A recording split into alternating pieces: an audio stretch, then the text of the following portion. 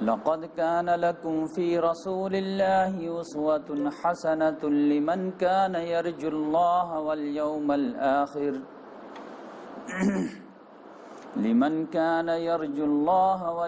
الآخر وذكر الله كثيرا صدق اللہ العظیم۔ محترم سامعین کرام، ابھی آپ لوگوں کے سامنے سورۃ الاحزاب جو سورہ نمبر 33 ہے، پارہ نمبر 21 میں سے شروع ہو کر کے پارہ نمبر 22 پہ ختم ہوتی ہے، اس کی آیت نمبر 21 کی میں ایک آیت کی تلاوت کیا۔ اس میں محمد صلی اللہ علیہ وسلم کے بارے میں فرمایا گیا ہے کہ یقیناً تم لوگوں کے لیے رسول اللہ صلی اللہ علیہ وسلم کی زندگی میں بہترین نمونہ ہے، اس شخص کے لیے جو اللہ تبارک و تعالیٰ سے امید رکھتا ہے اور آخرت کے دن کی امید رکھتا ہے اور بکثرت سے اللہ کو یاد کرتا ہے۔ تو یہ رسول اللہ صلی اللہ علیہ وسلم کے بارے میں سب سے عظیم آیتوں میں سے ایک آیت ہے کہ اللہ تبارک و تعالیٰ نے تمام انسانوں کو رول ماڈل جو پیش کیا ہے وہ رسول اللہ صلی اللہ علیہ وسلم کو پیش کیا ہے۔ اور یہ انگلش کا محاورہ بھی چلتا رہتا ہے کہ no one is perfect in this world, لیکن آپ کہہ سکتے ہیں ایکسیپٹ انبیاء کرام، کہ کوئی پرفیکٹ نہیں ہے دنیا میں، یہ بات صحیح ہے، لیکن جتنے بھی انبیاء کرام ہیں وہ پرفیکٹ گزرے ہیں، اور 100% ہر لحاظ سے پرفیکٹ تو محمد صلی اللہ علیہ وسلم ہیں ہی۔ تو انشاءاللہ آج سے ہم جو ہے سیرت النبی کا آغاز کریں گے، اور اگر اللہ تبارک و تعالیٰ کی مرضی ہوئی تو تقریباً یہ 1 سال میں کمپلیٹ ہوگا، اور میں بالکل ڈیٹیل میں جو ہے آپ کے سامنے سیرت النبی سامنے رکھوں گا۔ اس کی وجہ یہ ہے کہ قرآن کو اگر سمجھنا ہے تو بنا سیرت النبی سمجھے قرآن کو سمجھ ہی نہیں سکتے، کیونکہ حضرت عائشہ رضی اللہ تعالیٰ عنہا سے کسی صحابی نے سوال کیا کہ آپ مجھے محمد صلی اللہ علیہ وسلم کے اخلاق کے بارے میں بتائیے، تو انہوں نے تعجب سے کہا کہ کیا تم قرآن نہیں پڑھتے کیا؟ تو قرآن تو پڑھتے ہیں، ہم سیرت کی بات کر رہے ہیں۔ تو حضرت عائشہ رضی اللہ تعالیٰ نے کہا کان خلق القرآن، ان کا پورا اخلاق جو تھا وہ قرآن تھا۔ اسی لیے میں کہتا ہوں کہ اگر کسی آدمی کو قرآن کی تفسیر پڑھنی ہے، یا کوئی سوال کرتا ہے کہ دنیا میں سب سے بہترین تفسیر کی کتاب بتائیے مولانا، تو میں ان کو سجیسٹ کرتا ہوں کہ سب سے بہترین تفسیر قرآن مجید کی اگر کوئی ہے تو وہ سیرت النبی ہے، اور اگر سب سے بہترین سیرت النبی کی کتاب پڑھنی ہے، سیرت صحابہ کی کتاب پڑھنی ہے، تو اس کے لیے میں سجیسٹ کرتا ہوں کہ آپ قرآن مجید پڑھیے۔ محمد صلی اللہ علیہ وسلم وہی کیے جو قرآن میں کرنے کے لیے کہا گیا۔ تو اس لحاظ سے قرآن جو ہے ایک تھیوریٹیکل کتاب ہے، اور ایک پریکٹیکل اس میں جو رنگ بھرا گیا ہے وہ سیرت النبی کے ذریعے۔ پھر قرآن میں جو مسائل پیدا ہوتے ہیں اس کی جو تشریح ہے، ایکسپلینیشن ہے، وہ احادیث کہلاتی ہے۔ تو اس لحاظ سے قرآن، سیرت اور حدیث، یہ تینوں جو ہے ہمارا سرمایہ ہے۔ کسی کو بھی دین میں پرفیکٹ ہونا ہے تو یقینی بات ہے تینوں چیز سے رہنمائی لینی ہوگی۔ تو آج سے انشاءاللہ ہم شروع کرتے ہیں۔ تو سب سے پہلے تو تقاضا یہ ہے کہ کچھ بیک گراؤنڈ بتایا جائے جس میں محمد صلی اللہ علیہ وسلم پیدا ہوئے، لیکن میں انشاءاللہ یہ بیک گراؤنڈ بتاؤں گا بعد میں، جب محمد صلی اللہ علیہ وسلم کے نبوت کا دور شروع ہوگا، 40 سال کی عمر ہوگی، تو اس وقت حالات کیا تھے وہ ہم بیان کریں گے۔ آج ہم جو ہے 2-3 سوالات جو محمد صلی اللہ علیہ وسلم کے تعلق سے وہ جو ہے اس کو حل کرنے کی کوشش کریں گے۔ ایک سوال یہ پیدا ہوتا ہے کہ محمد صلی اللہ علیہ وسلم جب حجۃ الوداع کے موقع سے حج کرنے گئے تھے اور قربانی کیے تھے، تو قربانی میں 100 اونٹ قربان کیے تھے۔ تو جب بھی یہ قربانی کا مسئلہ آتا ہے اور محمد صلی اللہ علیہ وسلم کی حدیث سامنے آتی ہے، سنت سامنے آتی ہے، تو اچھے لوگوں کے ذہنوں میں ایک جو ہے کچھ نہ کچھ سوال کھڑے ہو جاتے ہیں کہ 100 اونٹ قربان کرنا اللہ کے نام، یہ تھوڑا سا ایکسس لگ رہا ہے۔ اللہ کے نام پر قربان کرنا ٹھیک ہے، 1 2 4 5 10، لیکن 100 اونٹ قربان کر دینا ایک آدمی اپنی طرف سے کرے، یہ تھوڑا سا لگتا ہے کہ ایکسٹرا ہو جا رہا ہے۔ تو اس کی وجہ کیا تھی؟ اس سوال کا حل اسی میں جو ہے ایک سوال اور بھی پیدا ہوتا ہے کہ محمد صلی اللہ علیہ وسلم کی جو دادا کا نام ہے، تو آپ دیکھیں دادا کا نام کیا؟ عبد المطلب۔ تو کوئی بھی غیر مسلم آپ سوال کر سکتا ہے کہ یہ نام ہی غلط ہے۔ عبد المطلب کا مطلب کیا؟ مطلب کا بندہ، جبکہ مسلمان تو اللہ کا بندہ ہوتا ہے، عبد الرحمن ہوتا ہے، عبد الرحیم ہوتا ہے، عبداللہ ہوتا ہے، تو یہ عبد المطلب کیسے ہو جائے؟ تو نام ہی غلط ہے۔ پھر محمد صلی اللہ علیہ وسلم نے جو خود فرمایا کہ میں 2 ذبیح کا بیٹا ہوں، تو یہ 2 ذبیح سے مراد کیا ہے؟ تو یہ 2-3 جو ہے سوالات کو جو ہے ہم ڈیل کریں گے انشاءاللہ۔ محمد صلی اللہ علیہ وسلم کا خاندانی بیک گراؤنڈ جو خود بخود سامنے آ جائے گا، پھر ہم پیدائش اور پھر جو ہے پرورش کیسے ہوئی وہ آگے لے کر کے چلیں گے۔ دیکھیے خانہ کعبہ جو ہے جو جزیرہ نما عرب ہے، اس میں پہلا قدم جو ابراہیم علیہ السلام رکھے تھے، پھر اپنے بیوی اور شیرخوار بچوں کو چھوڑ کر کے چلے گئے تھے، پھر حضرت اسماعیل علیہ السلام کے جو واقعہ ہوا ہے اس کے ذریعے سے زمزم کا چشمہ جو ہے نکلا، اور پھر جب پانی کا بندوبست ہو گیا تو پھر قبیلہ جرہم جو ہے وہاں پر آ کر کے آباد ہوا. تو اسماعیل علیہ السلام کا خاندان اور قبیلہ جرہم جو ہے وہاں پر رہنے لگے. جب اسماعیل علیہ السلام جوان ہوئے تو قبیلہ جرہم کے سردار کی ایک بیٹی سے انہوں نے شادی کر لیا. اس طرح دونوں خاندان ایک ہوئے. اس طرح وہ لوگ رہنے لگے اور جزیرہ نما عرب میں جو ہے پھلنے پھولنے لگے. کچھ دنوں کے بعد قبیلہ خزائی نام کا ایک جو ہے قبیلہ تھا اس نے آ کر کے اٹیک کر دیا اور یہ دونوں کو جو ہے اسماعیل علیہ السلام کے خاندان کو بھی اور قبیلہ جرہم کو بھی مار کے بتا دیا. پھر جب یہ قبیلہ جرہم والے جانے لگے یہاں سے جزیرہ نما عرب سے تو یہ جاتے سمے جو ہے زمزم کو بالکل پاٹ دیا, بند کر دیا, جو بھی ہتھیار وغیرہ تھا سب اس میں دفنا دیا. تب اس وقت سے جو ہے زمزم بند ہو گیا. پھر محمد صلی اللہ علیہ وسلم کے خاندان میں ایک جو ہے جو دادا تھے کلاب, ان کو اللہ تعالیٰ نے توفیق دی. وہ کہا کہ ہم لوگ جو ہے سائڈ میں جزیرہ نما عرب یہاں جو ہے کھانا بدوش والی زندگی گزارتے ہیں, کیوں نہ پورے خاندان کو اکٹھا کیا جائے, اب مل کر کے قبیلہ خزائی کے خلاف جو ہے ایکشن لیا جائے. تو انہوں نے جو ہے پورے یونائٹ کیا خاندان کو اور دوبارہ جو ہے لانچ کیے. تو پھر قبیلہ خزائی والے کو مار بھگائے اور پھر ان کی حکومت آ گئی. تو پہلے جو ہے حکومت چل رہی تھی اسماعیل علیہ السلام کا خاندان اور قبیلہ جرہم کے خاندان, بیچ میں انٹرفیئر کیے قبیلہ خزائی. لیکن اب جو ہے کلاب کے ذریعے سے جو انٹری ہوئی ہے تو اب جو ہے اسماعیل علیہ السلام کا خاندان جو ہے سیاسی لحاظ سے بھی اور مذہبی لحاظ سے بھی پوری طاقت رکھتا ہے. لیکن یہ 200-300 سال جو قبیلہ خزائی والے یہاں پر رہے اس میں انہوں نے مورتی پوجا ایجاد کر دی. اس میں جو ہے نام تھا جس نے مورتی پوجا کا ایجاد کیا, اس کا نام تھا عمرو بن لوہے. اسی کے بارے میں آتا ہے کہ رسول اللہ صلی اللہ علیہ وسلم کہتے ہیں کہ جب میں معراج پہ گیا تو عمرو بن لوہے کو دیکھا کہ جہنم میں وہ چکر لگا رہا ہے جیسے کوئی آدمی طواف میں چکر لگا رہا ہے, لیکن اس کی اکڑیاں وغیرہ باہر تھی اور اس کو ڈھوئے ڈھوئے کر رہا, کیونکہ خانہ کعبہ میں بت پرستی کا آغاز اسی نے کیا تھا. اسی نے شام سے لے کر کے آیا تھا اور خانہ کعبہ میں بت رکھا تھا. لوگ جب آبجیکشن لیے کہ یہاں پہ تم بت کیوں رکھتے ہو تو اس نے جو ایکسپلین دیا کہ یہ بت جو ہے یہ بہت کام کی چیز ہے, جب بھی کوئی بڑی مصیبت آئے گی تو ان کو بیچ میں رکھ کے جب اللہ سے مانگو گے تو اللہ مجھے دعا قبول کر لے گا. اور اللہ تعالیٰ نے آزمائش کے طور پر 2-3 دعا قبول بھی کر لی. تو سب لوگ جو ہے بت رکھنے لگے. تو پھر اس طرح ہر قبیلے والے اپنا بت رکھنے لگے, جس کی وجہ سے آپ دیکھیں گے کہ محمد صلی اللہ علیہ وسلم کی پیدائش کے وقت میں 360 بت خانہ کعبہ میں رکھے تھے. ایک نیچرلی بچے کے ذہن میں سوال پیدا ہوتا ہے کہ خانہ کعبہ جو توحید کا مرکز تھا, ابراہیم علیہ السلام اس کو توحید کا مرکز بنائے تھے, اور محمد صلی اللہ علیہ وسلم کی پیدائش کے وقت میں خانہ کعبہ کے متولی جو تھے وہ عبد المطلب تھے, تو ان کے ہونے کے باوجود وہاں پہ بت کیسے؟ تو اس سوال کا جواب ڈھونڈنا ضروری ہے. تو یقینی بات ہے محمد صلی اللہ علیہ وسلم کے خاندان والے بت نہیں لائے تھے, بلکہ کچھ عرصے کے لیے دوسرا قبیلہ جو قبیلہ خزائی تھا وہ قابض ہو گیا تھا. تو اس کا جو ایک آدمی تھا عمرو بن لوہے اس نے جو ہے بتوں کو ایجاد کر دیا تھا. اب یہ 200-300 سال میں لوگوں کے گٹھی میں پڑ گئی بت. تو دوبارہ جب خلاف جو انٹری لیے ہیں تو سب چیز کا اصلاح کر دیا, لیکن جو ہے بتوں کو نہیں نکال پائے, کیونکہ لگا کہ اگر اس کے خلاف ایکشن لیں گے تو پھر سارے لوگ ہمارے خلاف کھڑے ہو جائیں گے. تو انہوں نے سوچا کہ رہنے دو, بقیہ سب کام تو حاجی کو خدمت کرنا, پانی پلانا, یہ سب کام ہو رہا ہے, اس کو بعد میں دیکھیں گے. تو کلاب نے بھی سوچا بعد میں دیکھیں گے, ان کے بعد بھی آنے والے نے سوچا کہ بعد میں دیکھیں گے, ان کے بعد بھی سوچا بعد میں دیکھیں گے, یہاں تک کہ عبد المطلب کی باری آ گئی. انہوں نے بھی سوچا کہ بعد میں دیکھیں گے, کہ اس کے خلاف آواز اٹھانا معمولی بات نہیں ہے. لیکن اللہ تبارک و تعالیٰ کی مرضی یہ تھی کہ اب یہ بت پرستی ختم ہونی چاہیے, اور توحید کا سینٹر جو ہے خانہ کعبہ بتوں کی گندگی سے پاک ہونی چاہیے. تو اللہ تعالیٰ نے محمد صلی اللہ علیہ وسلم کو مبعوث کیا. تو عبد المطلب کے دور میں ہی جو ہے زمزم جو بند تھا تو اللہ تعالیٰ نے چاہا کہ یہ جاری ہو جائے دوبارہ. تو اس کے لیے یہ معاملہ ہوا کہ اللہ تبارک و تعالیٰ نے عبد المطلب کو خواب میں دکھایا اور حکم دیا کہ زمزم کھودو. تو ان کو سمجھ میں نہیں آیا کہ زمزم کھودو مطلب کیا. پھر دوسرے دن خواب آیا زمزم کھودو گوبر اور خون کے درمیان. پھر انہوں نے کچھ زیادہ سمجھ میں نہیں آیا کہ کیا مطلب. پھر ایک تیسرے دن خواب آیا زمزم کھودو گوبر اور خون کے درمیان اور چوٹیوں کے چھتے کے پاس. تب ان کو لگا کہ 3 دن خواب آیا. ابراہیم علیہ السلام کو بھی خواب ہی آیا تھا کہ بیٹے کو ذبح کرو. تو ان کو لگا کہ کچھ معاملہ ہے. تو جو ہم جولی ساتھی ہوتے ہیں ان کو لیے کہ چلو تو تھوڑا سا ٹہلتے ولتے ہیں, کیا زمزم کھودو خون گوبر کے پاس. تو جیسے ٹہل رہے تھے کہ وادی میں ایک جگہ گوبر اور خون نظر آیا, کہ کوئی قافلہ والا گزرا ہوگا, اس نے کوئی جو اونٹ کو ذبح کیا ہوگا, تو خون بھی پڑا ہوا ہے گوبر بھی پڑا ہوا ہے. کہا یہ تو مجھے خواب میں جو دکھایا تھا دونوں نظر آ گئے. تھوڑے سا اور آگے ادھر ادھر دیکھے دائیں بائیں تو وہ جو ہے چوٹی کا چھتا بھی نظر آ گیا.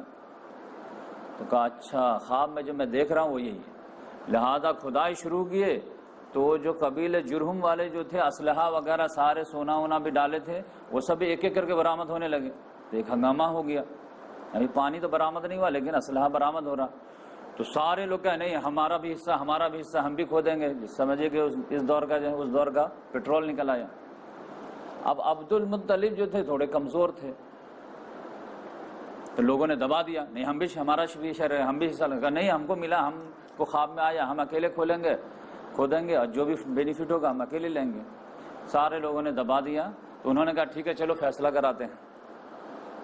تو فیصلہ کرانے جا ہی رہے تھے کہ وہاں جو ہے الگ ایک معاملہ ہوا.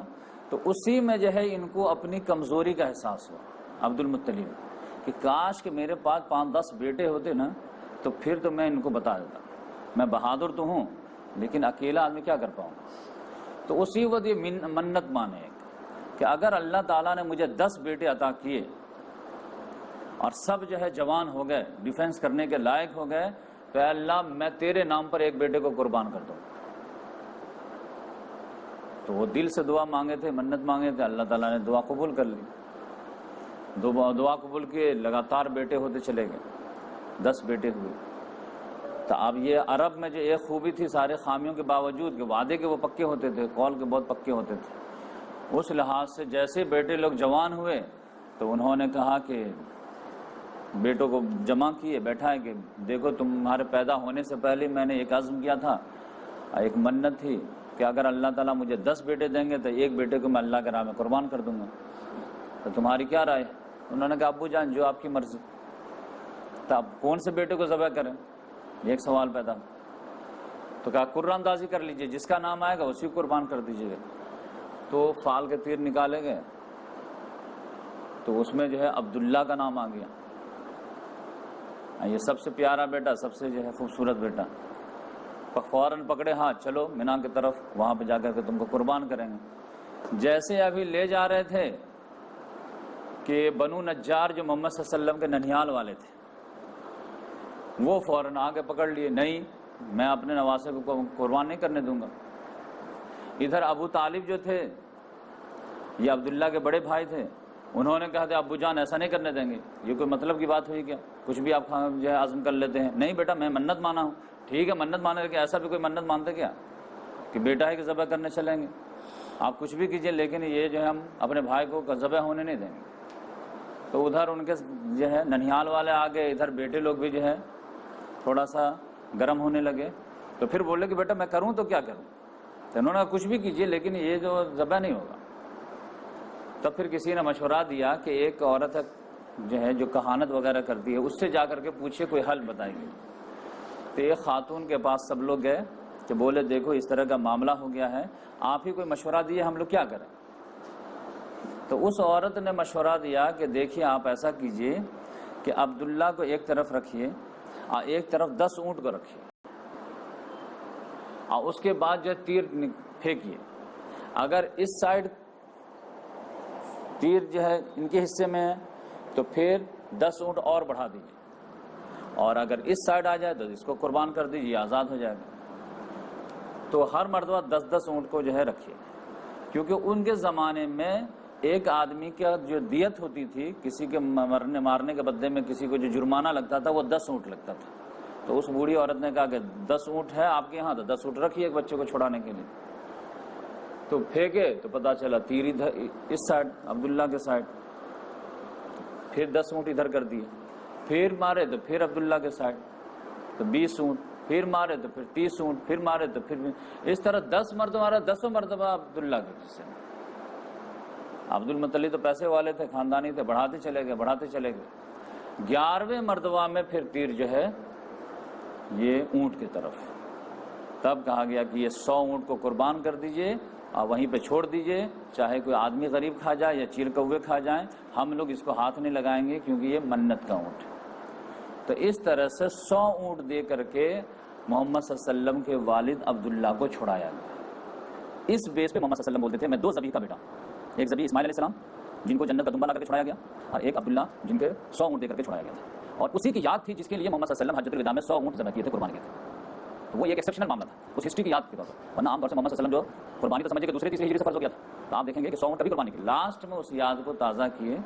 تو اس وجہ سے جو ہے جس میں آپ جانتے ہیں کہ 100 اونٹ جو لے کر کے آئے تھے حضرت علی رضی اللہ تعالیٰ عنہ یمن سے لے کر کے آئے تھے، اور محمد صلی اللہ علیہ وسلم اپنے ہاتھ سے 63 اونٹ ذبح کیے، اور پھر جو ہے 37 اونٹ جو ہے علی رضی اللہ تعالیٰ عنہ کو بولے کہ آپ قربان کر دیں۔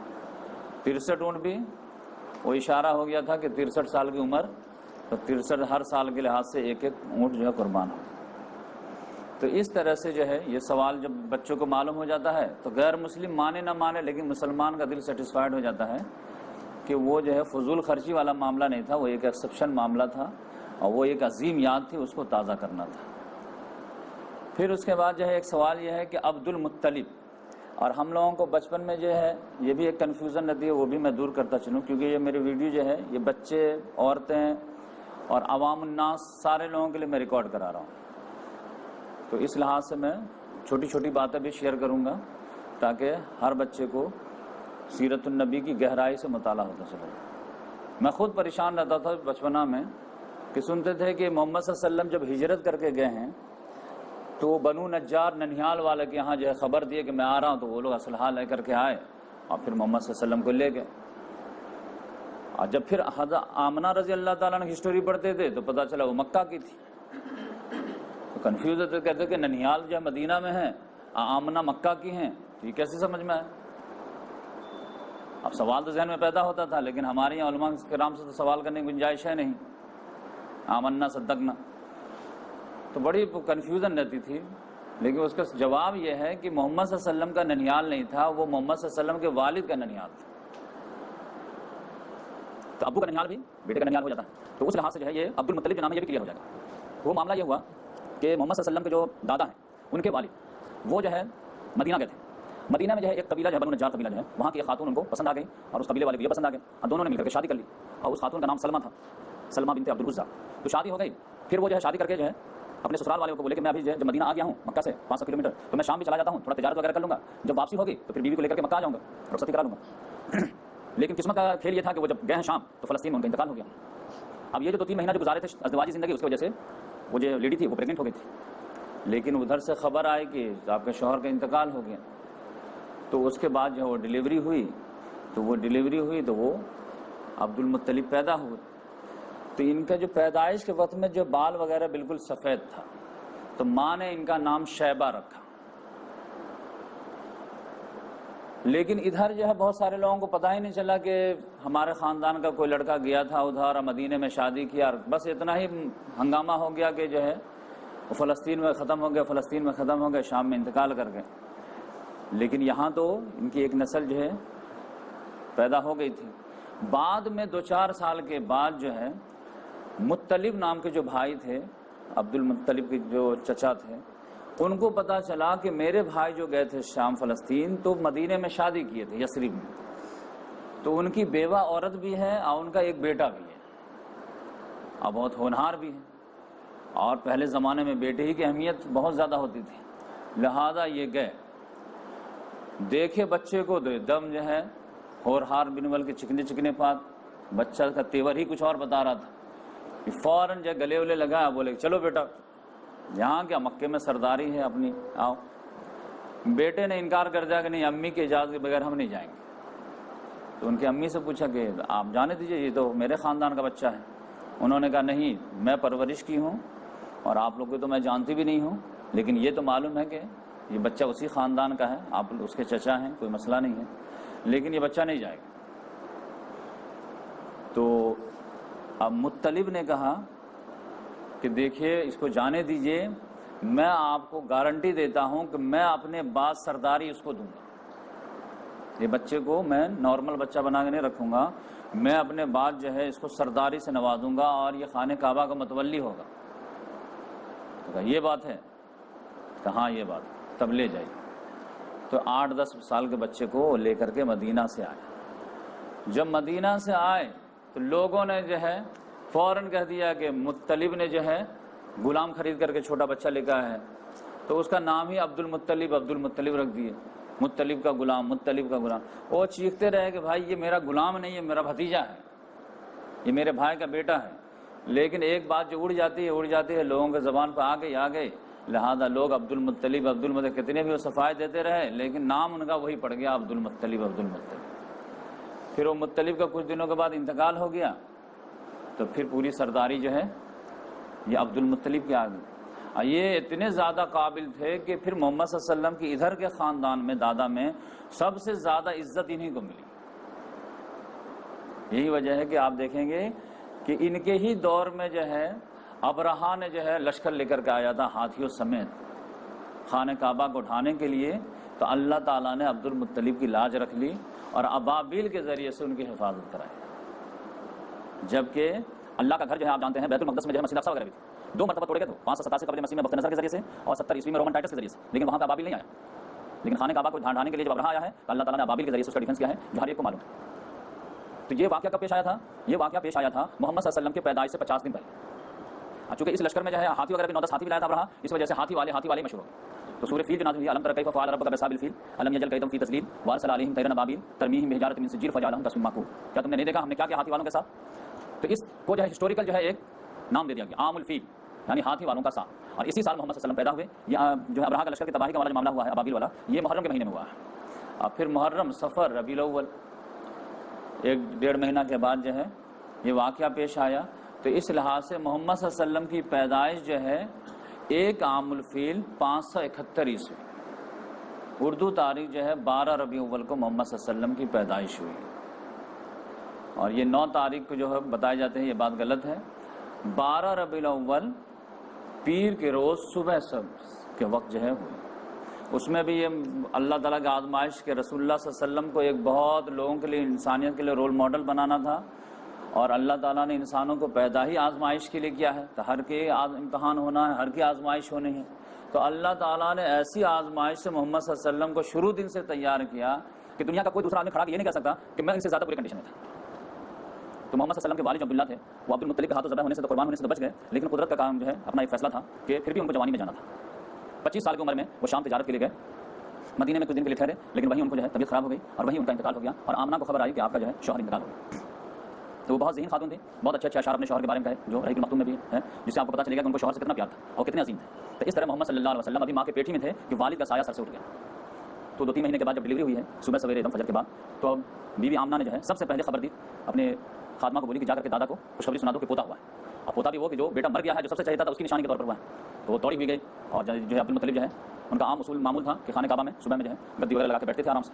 ان کو جب انفارمیشن ملی، کان تو لگے ہوئے ہوں گے کہ کچھ نہ کچھ خبر آنی ہے، جیسے پتہ چلا کہ جو ہے ہوتا ہوا ہے، وہ دوڑے ہوئے آئے، پھر جو ہے ان کو بچے کو نہلا دھلا کر کے پیش کیا گیا، تو اتنا جھومے کہ فوراً لے کر کے خانہ کعبہ بھاگے، سارے اپنے دوستوں کو دکھا دیکھو پوتا ہوا، سب لوگوں نے مبارکباد پیش کی، تو سب لوگ جو ہے خوشی شیئر کیے۔ پھر کسی نے پوچھا کیا نام رکھو گے، کتنا خوش ہے، اس کا میں ہسٹوریکل نام رکھوں گا، بتائیے کیا نام سوچ رکھیں؟ تو میں اس پوتے کا نام رکھوں گا محمد۔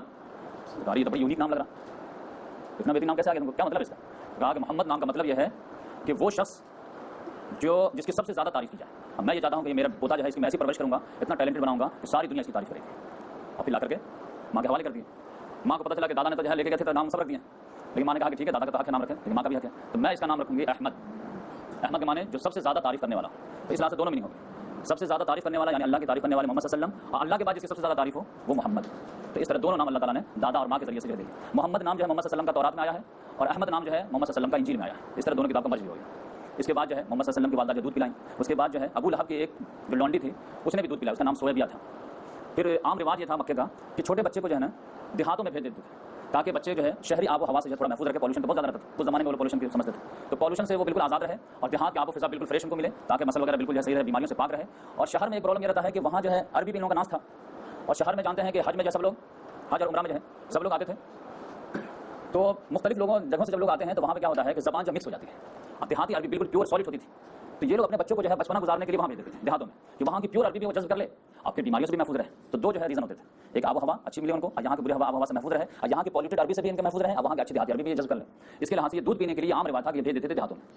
تو اب آپ سمجھیے کہ دودھ پینے کے لیے بھیجنا 2 سال کے لیے یا 4 سال کے لیے، تو آپ سمجھیے کہ ہم لوگ سمجھتے ہیں کہ وہ دودھ پیتا بچہ کیا سن رہا ہوگا، کیا سیکھ رہا ہوگا، جبکہ یہ معاملہ بات معلوم ہے کہ بچہ جو ہے جیسے ہی آنکھ کھلتا ہے ویسے وہ سیکھنا شروع کر دیتا ہے، اس کا دماغ جو ہوتا ہے وہ کلین سلیٹ ہوتا ہے، جو بھی آپ بولتے ہیں وہاں پہ لکھ رہا ہوتا ہے، بس جو وہ سن رہا ہوتا ہے، جو جذب کر رہا ہوتا ہے، اس کو ایکسپریس کرنے کو اس کے پاس طاقت نہیں ہوتی۔ اسی لیے اللہ تعالیٰ نے کہا، رسول اللہ صلی اللہ علیہ وسلم نے فرمایا کہ جیسے بچہ پیدا ہو تو فوراً جو ان کا اذان کہو، کیونکہ وہ لکھ رہا ہوں کلین سلیٹ ہے، اور پھر جو اندر جا کر پھر بات وہی نکلے گا جب اللہ تعالیٰ اس کو بولنے کی صلاحیت دے گا۔ تو اس لحاظ سے مکہ والے پہلے سے محسوس کرتے تھے، تو پھر یہ قسمت کس کو نصیب ہو کہ محمد صلی اللہ علیہ وسلم کو دودھ پلائیں۔ تو قبیلہ بنو سعد کی ایک عورت تھی، ان کا نام تھا حلیمہ سعدیہ، وہ خود ہی بیان کرتی ہے، ایک بہترین حدیث ہے، میں پوری سناؤں گا انشاءاللہ۔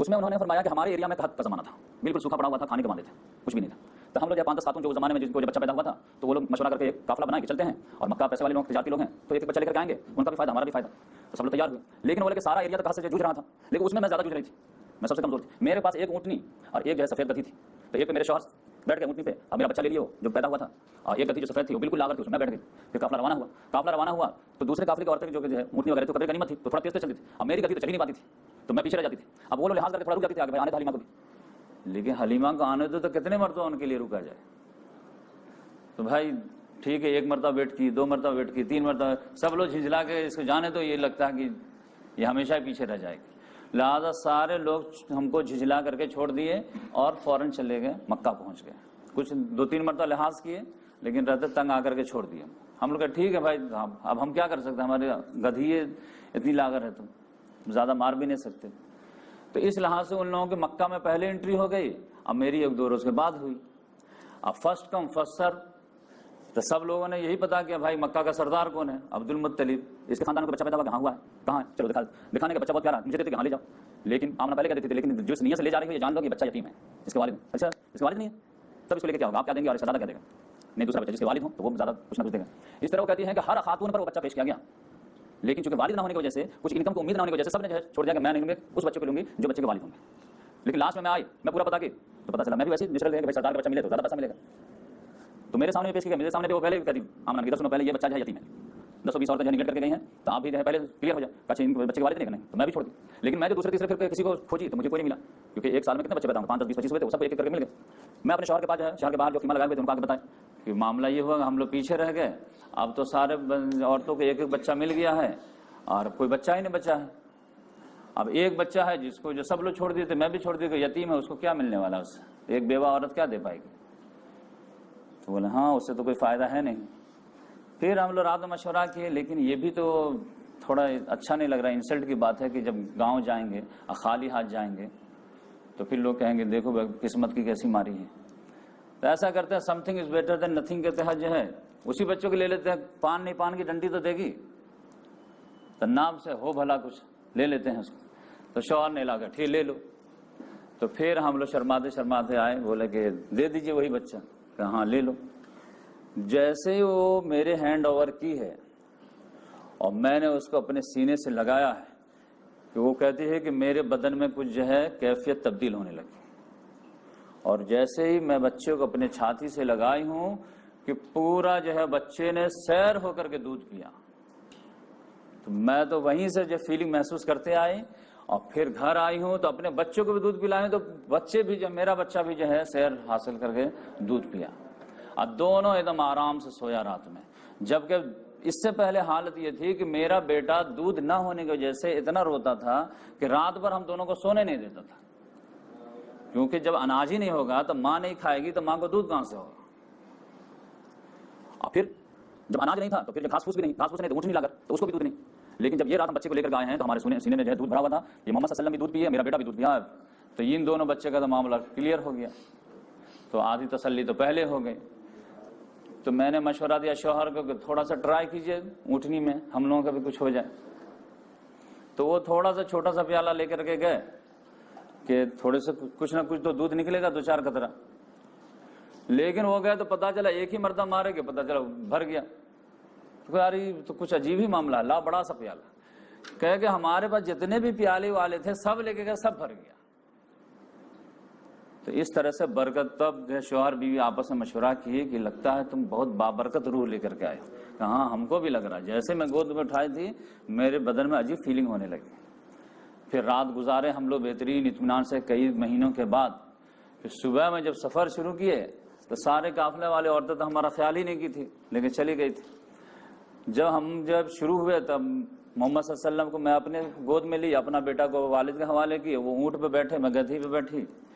میری گدھی ایسی تیز ہوئی ایسے لگ رہا بلٹ ٹرین ہو گئی، دام فاسٹ. یہاں تک کہ وہ جو قافلے کی عورتوں کو کراس کر اوورٹیک کر دی. ساری کو جو ہے وہ قافلے کی عورتیں کہتی کہ یہ وہی ابو زبیر ہے کیا کہ بیٹی ہے کیا؟ وہ حلیمہ کہاں بھائی بھائی کیا تم ہمارا خیال ہے ہم تمہارا کیا خیال کریں. وہ بالکل جو تیزی کے ساتھ جو ہے سب کو پہلے کراس کرتے پہنچ گئی.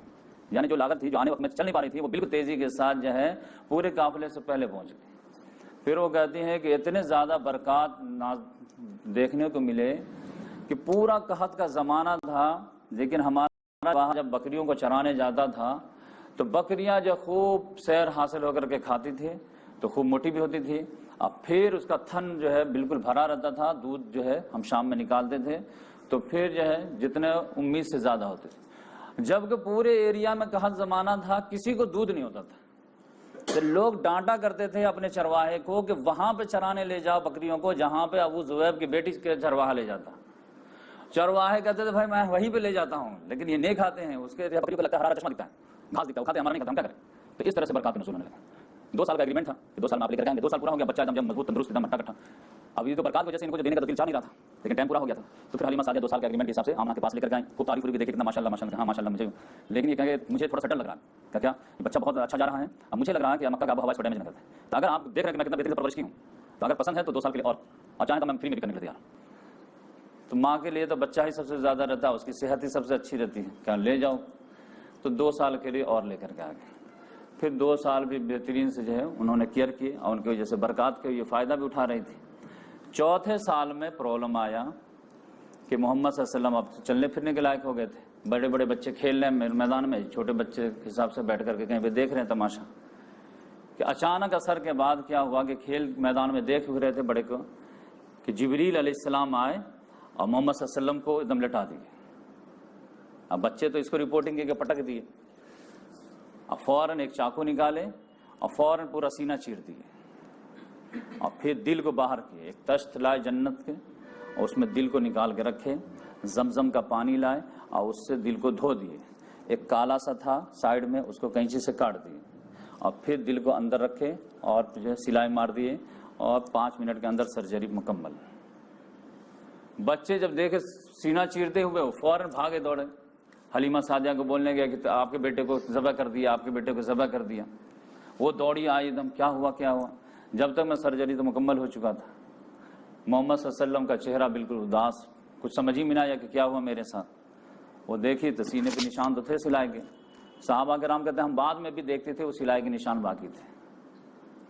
اس کو شق الصدر کا واقعہ بولتے ہیں۔ تو اب یہ گھبرا گئی کہ عبد المطلب کا پوتا ہے، مکے کے سردار کا پوتا ہے، تو زیادہ لالچ میں کہیں لینے کے دینے نہ ہو جائیں۔ شوہر سے مشورہ کی کہ بھائی اب اس کو حوالے کر دو، کیونکہ ان کا معاملہ شروع دن سے ہی عجیب ہے، تو یہ الگ جو ہے معاملہ ان کا، تو زیادہ رسک نہیں لینا چاہیے، زیادہ لالچ نہیں کرنا چاہیے۔